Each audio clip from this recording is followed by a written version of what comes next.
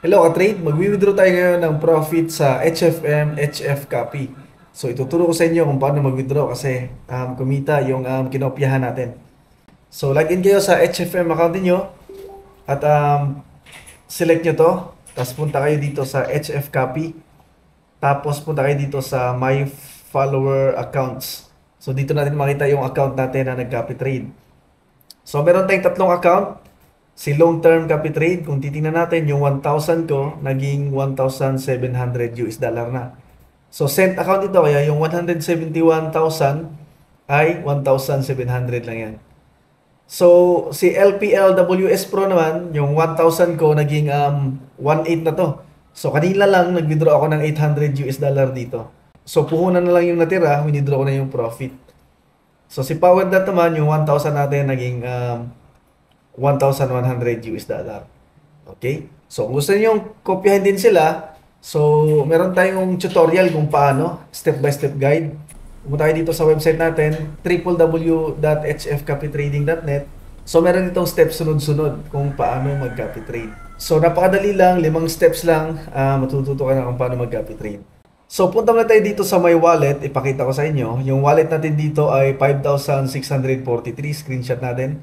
So kanina, nasa 4,800 lang yan. Nakapag-withdraw tayo ng 800 US dollar. So hindi lang natin na-record. So mag-withdraw ulit tayo. HF copy.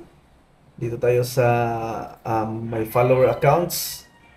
So dito tayo kay long-term copy trade mag-withdraw. So ang gagawin natin, click lang natin tong remove funds. Okay? Tapos click natin to. So standard, hindi natin i-unfollow kasi yung profit lang kuhanin natin, mag-copy trade pa rin tayo para may profit pa rin. Ito 0% lang natin yan. So free margin 1.5 US dollar kasi may mga open trade. Pero nag-profit na tayo dito ng 700. So pwedeng withdrawin yung 700 US dollar. Okay, 500 na lang. So, 50,000 USD equals 500 US dollar. So, remove funds natin. Okay, the transfer has been completed successfully. So, na-transfer yan dito sa wallet natin. So, punta tayo sa my wallet.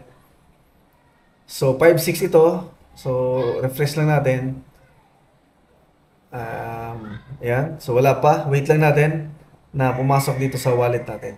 So, ito na, pumasok na sa wallet balance natin. So, ngayon, ang gagawin natin ay mag-withdraw tayo papuntang GCash account natin. So, punta tayo sa wallet, actions, click natin ang withdraw. So, pili ka dito ng gusto mong withdrawal option. Ayan. Merong Grab, merong GCash, Paymaya, Shopee.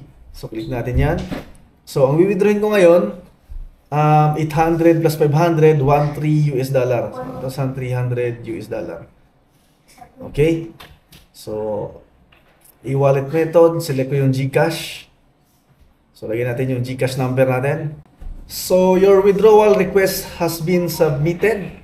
So, nag-withdraw tayo ngayon. Hapon na 5:59 PM na. Alas 6 na ng hapon Biyernes ngayon. So, check natin sa GCash natin kung anong oras papasok. So, pwede natin i-view yung progress ng withdrawal natin. Ayan. So, pending pa yung withdrawal natin ng 13 US dollar. Okay? View progress. Ayan.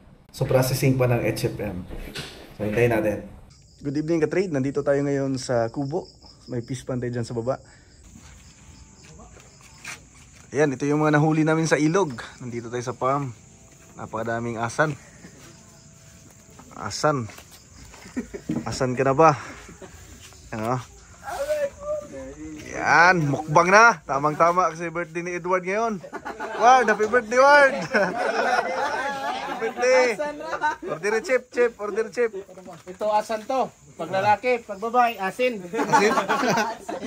So dahil may limit yung transaction sa GCash, ibinalik dito sa my wallet yung withdraw natin na 13 US dollar. Kasi limit lang pala yung GCash ng 50,000 bawat transaction. Nag-withdraw ko noon Sabado.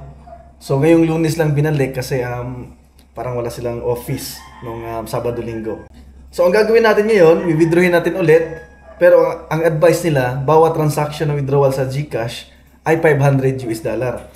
So ibig sabihin, 3 withdrawal itong gagawin natin.